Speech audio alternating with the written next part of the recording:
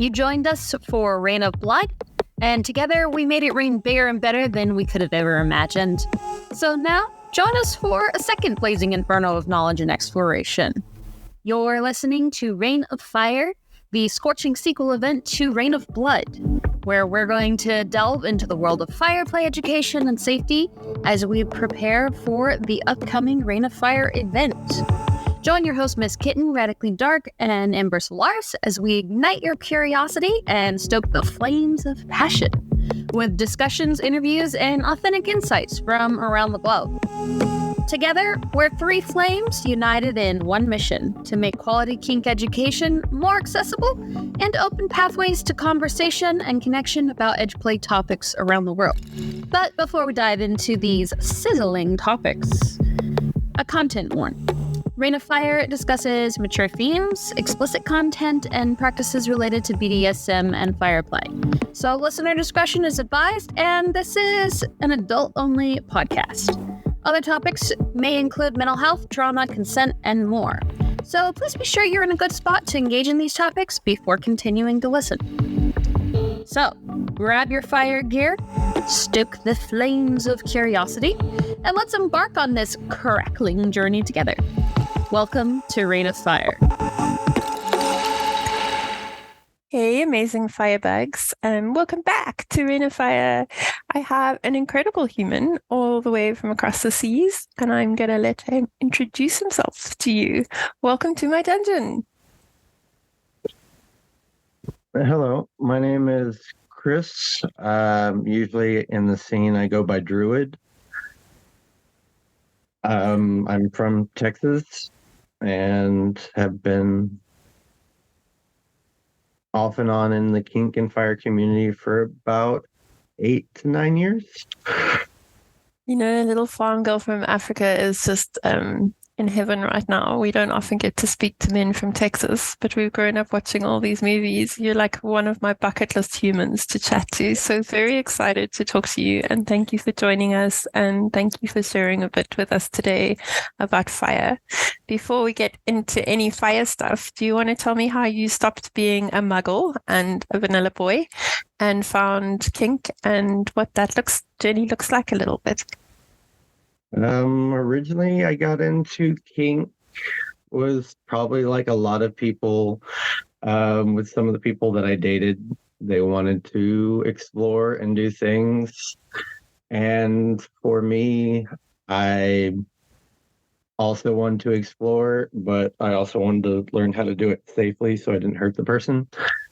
So I reached out to a lot of the friends that I have, that I found out that I did have in the kink community, and just asked them questions, and they gave me different reading materials and books or audiobooks and things to check out and read and listen to.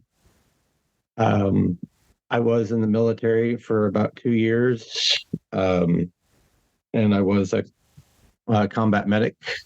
So the safety aspect was really a big thing for me as well, coming from the medic side, because I like to, I guess it's facilitate for people, like some of their wants, desires and such, but I want to do it in a safe way that it doesn't actually cause them injuries. It may cause pain depending on what the scene is, but at least do it in a safe manner. That way they get what they're looking for, but there's no actual injuries coming from it.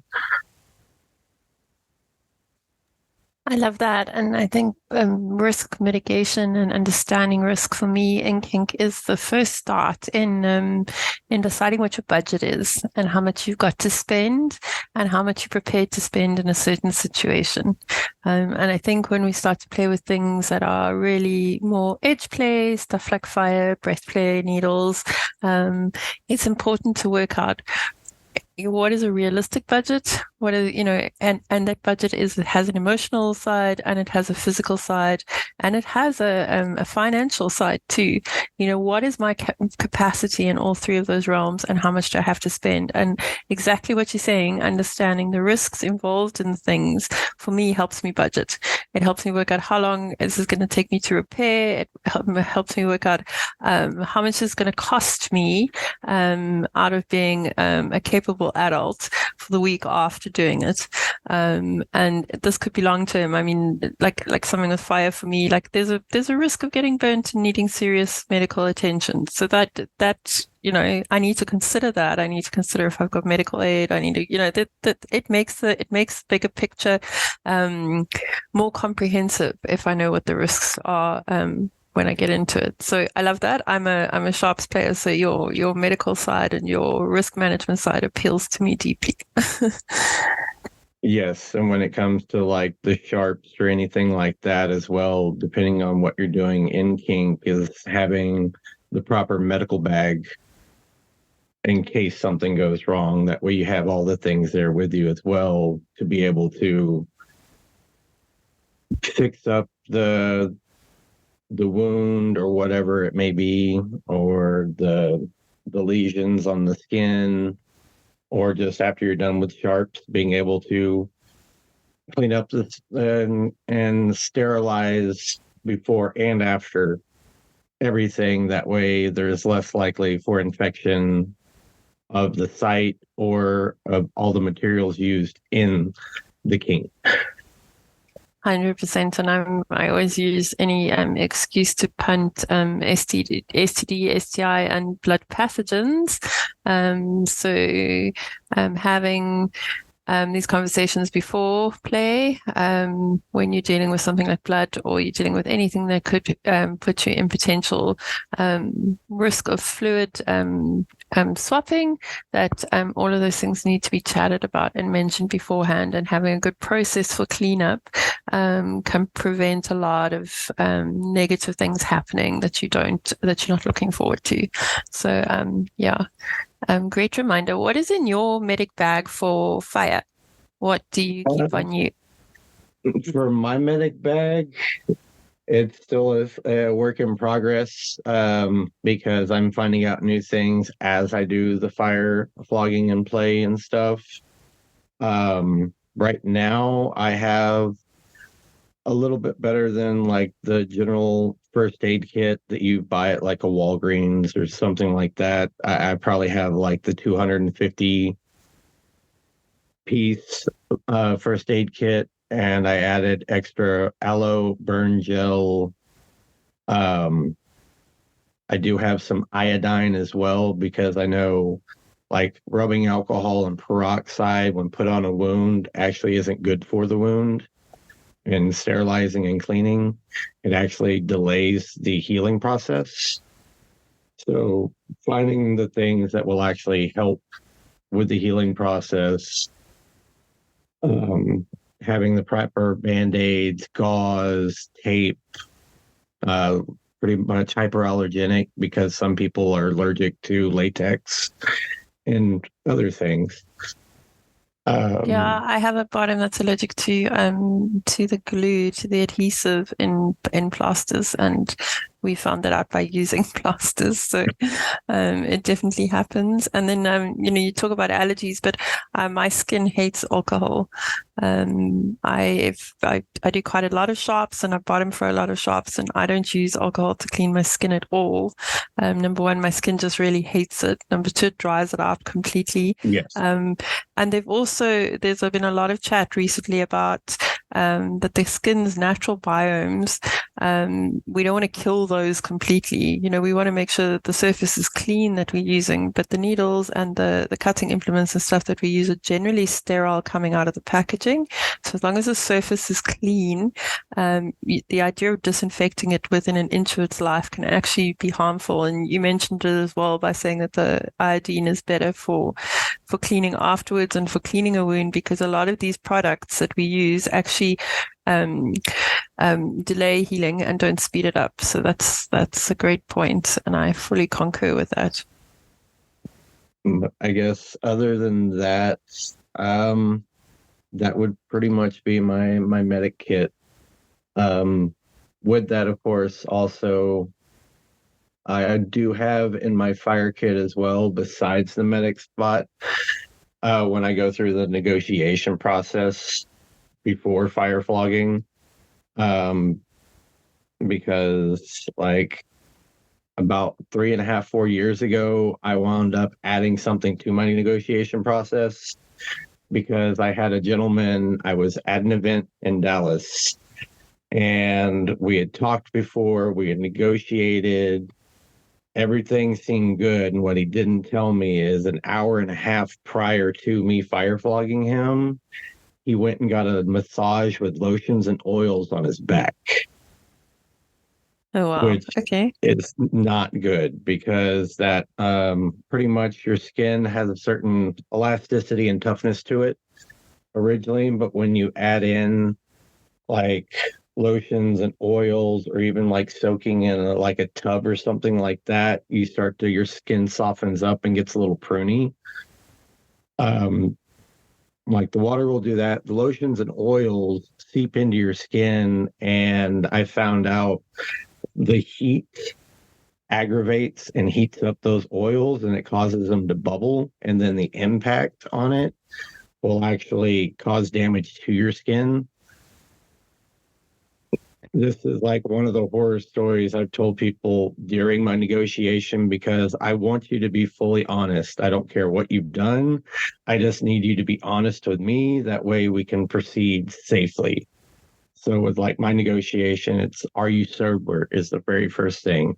You have to be sober to do this. Otherwise, you need to come back to me when you're 100% sober.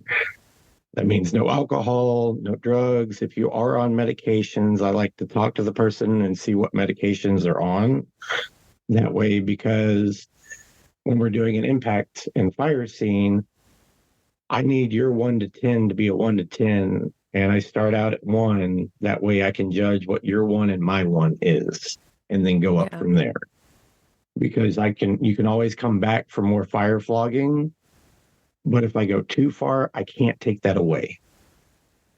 100%. And I think that what I'm learning about fire is it's necessary to be able to have a good grasp on reality and a good grasp on using your voice. You can't hold back. So you can't be a bottom that decides that, you're too scared to offend the top, or you're too scared to say no, or you're too scared to say stop. If it's feeling uncomfortable with fire, you've got to let the top know, because the top can't guess. And it's really so in that negotiation, I think it's really important to have a very ethical, honest approach from both sides. Both sides have got to show up super ethically, because you've got to be able to trust each other's yeses and nos in the situation, and trust each other's voices, because that voice is literally the difference between life and death sometimes. I know I'm exaggerating, but it can really be it can really put a spanner in the works to have to spend 6 weeks of work because you have a bad burn. And it's one of those kinks that it goes wrong so fast. The timing is everything. So, you can't hold back. You need to use your voice, and the top needs to trust that. Like, I have a zero tolerance for substances in my dungeon, just completely. I fully believe you cannot properly consent to something unless you are sober. So I'm really strict about that, and it's really important for me in my space that you are present with me, that we're doing this together, that my time is spent valuably, and that you're with me while we're doing it, that you're not like floating on some cloud somewhere else. I'm happy to provide the cloud with the experience, but I need us to start together on the same page. So I have a zero tolerance policy. I think because I showed up in kink, I was crazy and young and doing all the wrong things, and had some bad experiences myself, and I don't want anybody else to do that. So I think that's where it comes from, but I'm very strict. Anything I've also added a breathalyzer to mine as well, just in case, because some people like to drink a little bit of alcohol right before, and that causes you not to be sober. And I've had 1 or 2 people that I found out after the fact, they lied to me during negotiation process, of not being sober, and then I found out that they weren't sober afterwards. So for me also, that is you go on my blacklist, a little bitty book that I have, and I have 2 names on it so far since I've been doing this, where it's I'm trusting you when we're in the negotiation process, and if I find out afterwards that you lied to me, you no longer get to have that scene or scenes or anything like that again, because if I can't trust you to be honest the first time, then I can't trust you to be honest the second time either. 100%. And I think there substances are one thing I've got a zero tolerance for. Like, there's just no, and if you lie to me about that, our relationship is over. I don't even need a black book. just it's done. I say that it's more of, for me, it's faces and names and stuff, because I go to different events and they just I do recognize, and I do know that people change like their hair colors and things like that. So it's just for me personally, it's like, you've lied to me. You no longer get this access to any of this stuff that I do because you couldn't be honest and truthful. 100%. I feel that. You mentioned something about creams, and what's super interesting was one of my first sessions with fire, and please bear in mind that the background for this is a South African team who really has no mentorship. We do an enormous amount of kink together, so we're very lucky that we play together super often, and we're very well connected, and we have a good understanding and a great baseline relationship. But we have no one to teach us this stuff. So you have a whole bunch of wild South Africans let loose on fire, basically, and experimenting with a whole bunch of stuff that's very foreign to us, because the advice we're getting is use this fuel or use this product, or buy this or do this, which is great. But I don't have 15 kidneys. I don't have 15 kidneys. If you don't have access to that. I need to literally have 15 kidneys to ship it in from Europe to get it here to be able to do that. And shipping fuel is apparently really difficult. They don't want to send the stuff by post. They don't want to let you bring it on an airplane. They're sensitive about that. So, a lot of the time it's literally, we do a lot of stuff for science, and we do it in a controlled environment and stuff like that. But it's definitely for science. And the first time we used a fire wand, I didn't even realize, but I have a bit of a skin condition. I use a very good dermatological cream, which I lather on twice a day. It had been about 2 hours since I put the cream on, so I didn't even think about it. Didn't even enter my head. When we did the negotiations, we went through the whole list, and I kind of just skipped over the question. It didn't even enter my head that I had, and it's something I do every day, that I'd actually lathered myself with this lotion 2 hours before the play. And I didn't even think it would be an issue. It was 2 hours before the play. It was ages. You couldn't see it. You couldn't feel it on my skin. And I got slight burns from the fire running down, and it wasn't actually from the fire. It was from the cream, and there's so much water in the cream, and that water heats up, and that moisture is what caused the burns. It's completely my fault. Like, no one else is to blame. I now know that I need to go and shower that shit off my body and scrub myself naked, before I put myself under any more fire.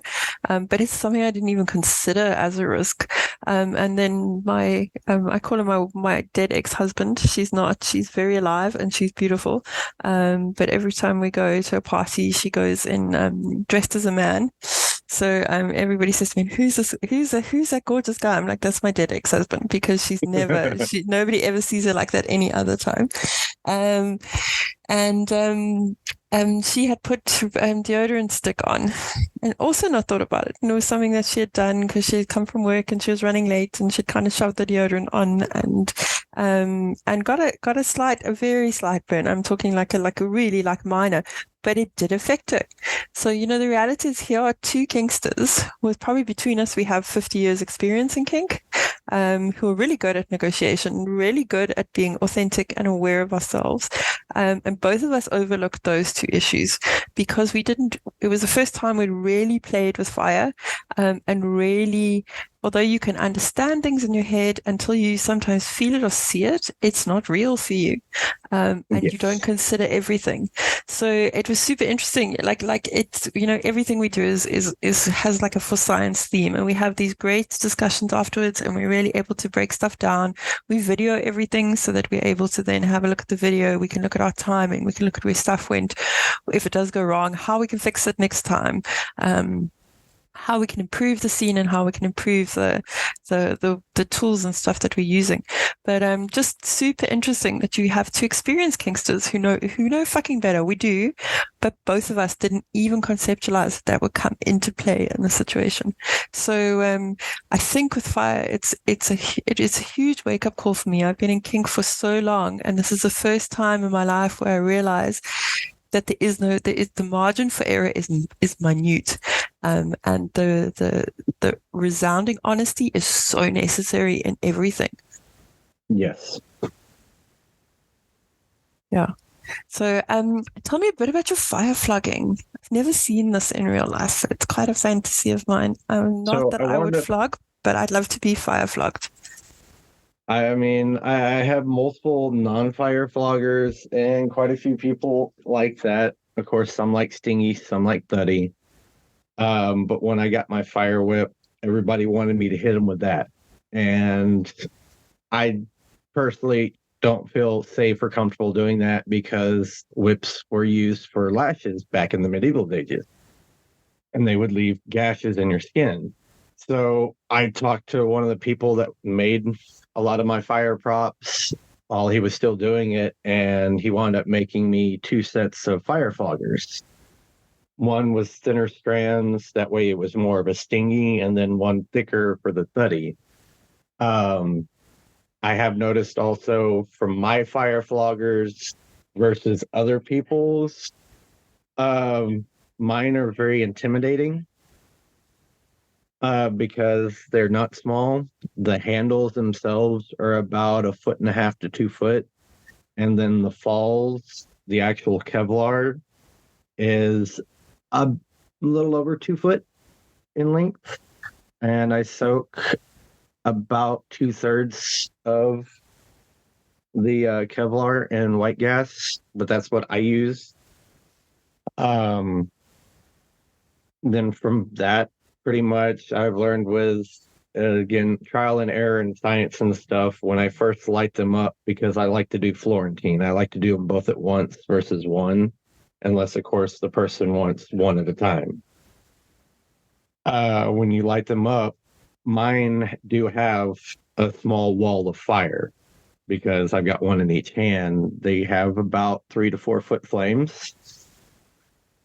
And the temperature starts out, I'm just ballparking numbers because I don't have anybody to actually sit there with a temperature gauge. But when I light it up, the temperature starts at, I'd say, maybe 700 degrees. It starts out really high, hot, and burning bright. And when I'm spinning it beside me, the best way to describe it is once all the excess fuel has been burnt off, that the temperature drops probably, I'd say, to like 250, 300 degrees. And you can feel that drop. That's when I go into the 3-beat weave and Florentine and actually approach the person. And usually I wind up, for the most part, my go-to is like lower back, upper buttocks, unless we've discussed something prior to that. Of course, I still have the negotiation process I do before with them. And during that, I do offer them a fire hood as well if they're afraid that any of their hair might get too close, or just to protect and have that peace of mind.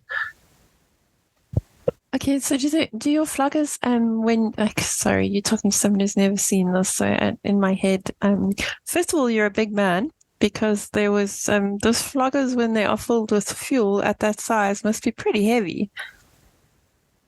They're probably, I'd say, about dry. They're about 2 to 3 pounds Okay. soaked. I would probably say you add another pound and a half.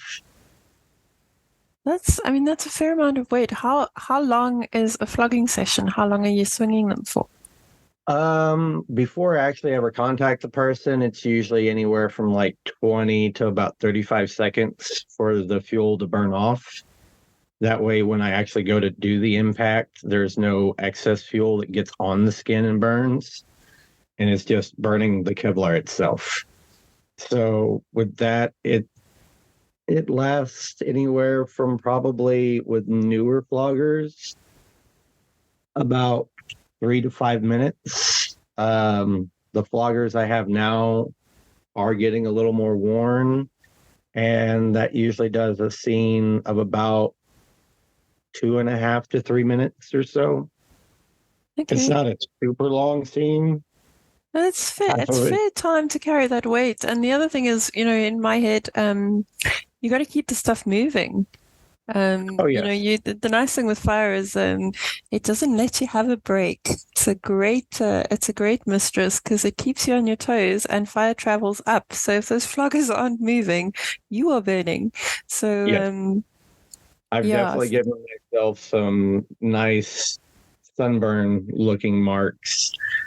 And people thought I was just sunburn. I was like, no, that's just from fire flogging. I just baked myself. yeah, I've learned the hard way that fire travels up, and that it's got to keep moving. We use a whip. We use a whip for demos. We don't the long tails that we use. We don't deliberately hit people with, but there is a chance in the demo that we could strike the bottom that we're aiming at because we strapped 1,000,000 balloons to them or something like that. So there is a risk. I bottom for it a lot. It's part of the fun of the play, and I will second what you said about the whip lashing you and leaving a mark. Probably the only scar I have from kink is from that whip. And I think my top's super proud of it because I don't carry many scars, and I do a fair amount of kink, and I don't carry many scars, and I carry his scar quite proudly. And I have to tell you, as a bottom for that exercise with the whip, it is pure adrenaline. I don't think I've ever had a play where I was quite as subspace is the wrong word. I just sort of trauma shock for about an hour after the experience. It's insane. It's really intense. It's beautiful, and I did 100 times over, but it was far bigger than I ever expected it to be.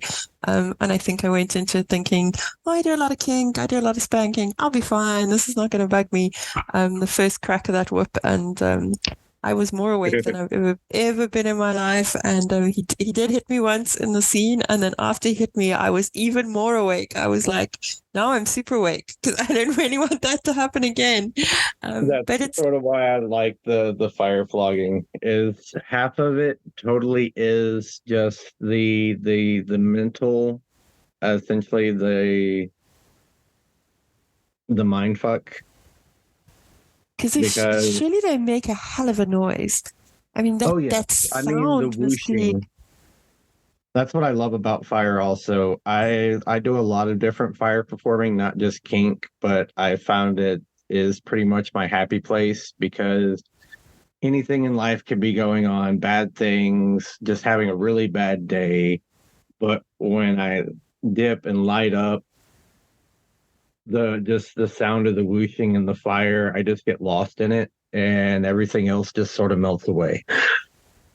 It's an incredible noise. It's really something that, like, every time I think I'm still a bit in newbie frenzy because every time I light up some form of wand or wick or whip or whatever, and that it's beautiful.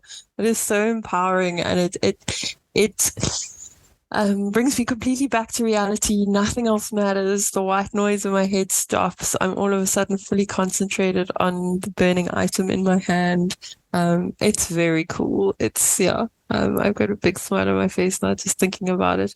But it takes some getting used to, because I think when you're learning to play with fire, and my first month of playing with fire, I was terrified of that. And I had no way to handle it. And I also realized that I needed to make the fire a lot smaller until I learned to deal with it. So I did that, which has helped a lot. So I don't get the big whoosh I get like a little whoosh, like a but it's still a fun whoosh.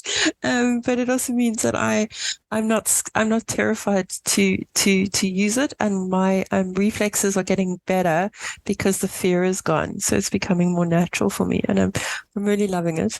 I don't know if they use the saying over there. I know over in like the US, a lot of the fire performers use like the saying "safety third."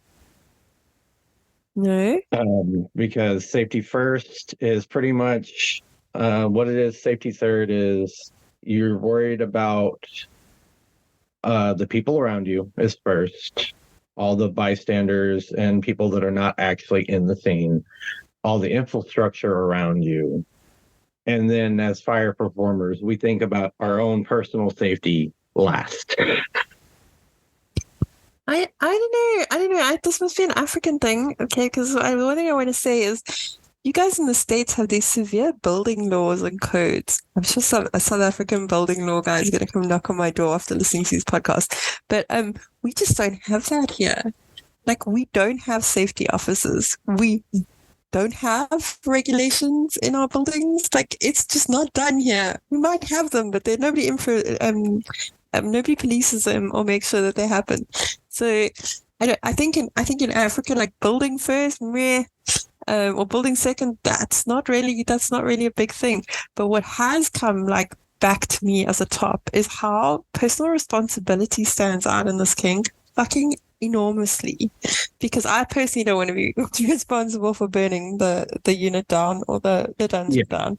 So, but it is a personal responsibility. So for us, there's no imposing laws. And this came home to me. I spoke to our fire team who does a lot of poi on our beaches, and they do a lot of flow dance and flow. I hope I'm not butchering that, flow movement stuff with fire. And so they play with it quite a lot. And even they were saying, like, you know, that the one thing they have to teach in their classes is this personal responsibility for the surrounding areas. And especially because coming from a country like ours, where there just isn't the laws and regulations that make that publicly known. So it's definitely something that has to be considered even more in our environments, because it's not something we've grown up respecting. Does it make any sense? Yes, that, and like I do a lot of festivals and camping events like burns and things like that where I volunteer, but also with it being a big camping event, there's art that's up and there's tents and things like that. So it is paying attention to your surroundings, making sure you have plenty of space that you need to perform in, with a little excess just to have so people can stand and watch and not get hurt or like get hit by any of the overlapping flames within your area. Talking about overlapping flames, and you talked about your floggers when you start them off, and there's obviously excess fuel. When there's excess fuel on the whip, you can crack the whip, and it makes sort of like a cloud of fuel, and it burns up in the air. What does that look like with a flogger? Usually with the floggers, me personally, when I dip them, I will find a little space off, like separate from everywhere, like over by a set of trees or something like that, where it's nobody's gonna be near it, and I'll spin them off. For the most part, I'll get a lot of the excess off. That way, when I go to light it on fire and spin to get what little I wasn't able to actually just spin off, doesn't like throw any fireballs or anything like that. There's no excess fuel that's spinning off and getting on the grass. Okay, so you're spinning that fuel off before you before you light the flogger, the same way you would squeeze out a wand or something like that before you light it up. Okay, that's clever. Okay, now in my head you were dipping it and then flinging it in the air, and there were all these beautiful raindrops of fire coming down. Only time I've done that is when I'm in like a concrete area. Like I've had friends that let me do some of the stuff on like their driveway. And of course there's asphalt. So I know the asphalt won't melt, it won't burn, it won't catch fire. So there are times where I'll spin off and make like pretty little lines, or if I'm doing fire poi, instead of spinning off, I'll like do a circle around myself, so I get a circle of fire around me, and then I start spinning. Okay. Sorry, my dogs are just letting me know that somebody's home. Just a little bit about your fire floggers. Did you buy them? Did you make them? Where do you get them from? I bought them from a person up in Dallas that had been in the kink community and doing fire props for about 25 years, but they have recently retired. So I haven't found any of the designs that are available for fire floggers. So I'm pretty much making my next few sets myself. I've ordered all the Kevlar and will be just building and sewing them together myself. Okay. I think that's half the fun of kink, though, is getting to make your own tools. We have to make our own stuff because we can't even get our Kevlar here. Well, we can, but it's so expensive. It's just not even realistic to think about making an entire flogger out of it would be ridiculous. And and it's fun to be able to make the stuff and experiment with it. Probably more dangerous to make a fire flogger than a wand, though. So I'd love to hear how that goes, and maybe you can send me a pic when you get one made. I can definitely do that. I'd love that. You said you do quite a lot of stuff with fire, so it's not just flogging. What other fire things excite you in life? And maybe I do a lot of fire performing and flow arts. Prop wise, I have a little bit of ADHD, so I have a lot of the different props. I have a 6-foot fire whip. I've got a dragon staff. I've got 2 sets of poi, a rope dart, a fire sword, the fire floggers, and what do you do with a fire sword? What do you do with a fire sword? Mostly, I'm learning and practicing. I have other friends that also have fire swords, and they're in like the Sherwood, the forest fairs, and things like that. So they also do like practicing with fighting with wooden swords. So I'm wanting to get with them so that we can do a choreography scene of us sparring with 2 fire swords versus wooden swords. That sounds amazing. That sounds so cool. I have a friend who makes swords and he makes armor and stuff like that. It's really cool to be able to play with that stuff, and when it's heavy and weighted, it feels beautiful. That's so cool. And your performances are done at festivals or done in what Usually context? They're at camping, at festivals, burns, or because there are a lot more rules and regulations over here.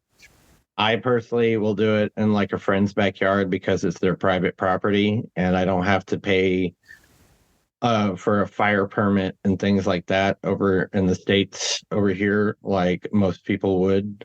Like if you do it at a venue out in the city for just like a small little festival, or not even a festival, but like at a venue at an actual location in the city, in order to do that, you have to have the fire permit.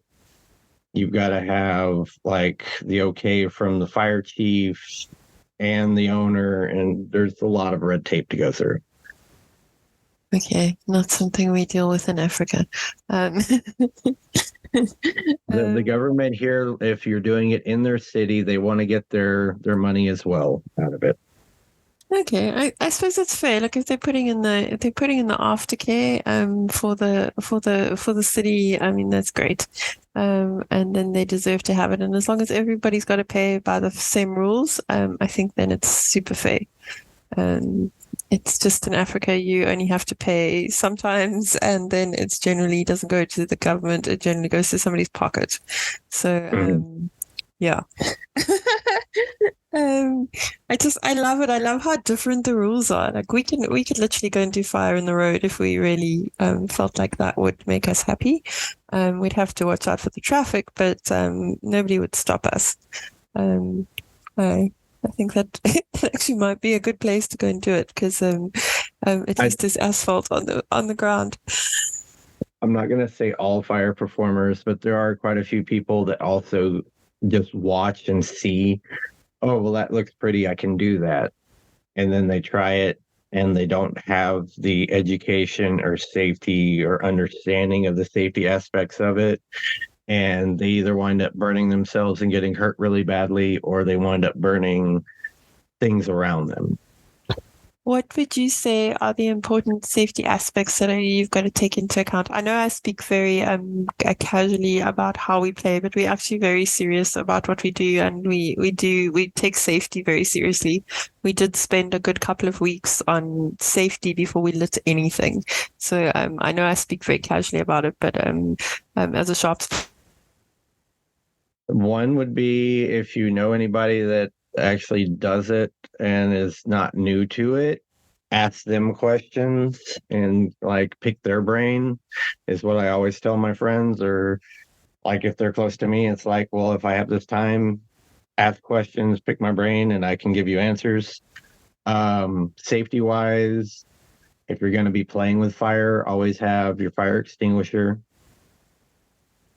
Doesn't need to be a big one, but you want it to be the proper fire extinguisher, because if you're going to be playing with fire, there's a chance that you yourself could catch on fire, and you'll need that or the fire safety blanket to put you out.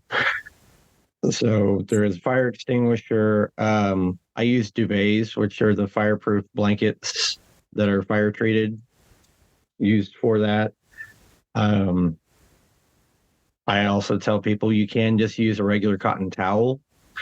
I don't suggest, some people suggest dipping it in water. I do not, because then you're adding water into fuel, or fuel on your body, and you're covering it in a damp cloth. Water and fuel don't mix. So what happens there is it spreads on your body and will cause a steam burn.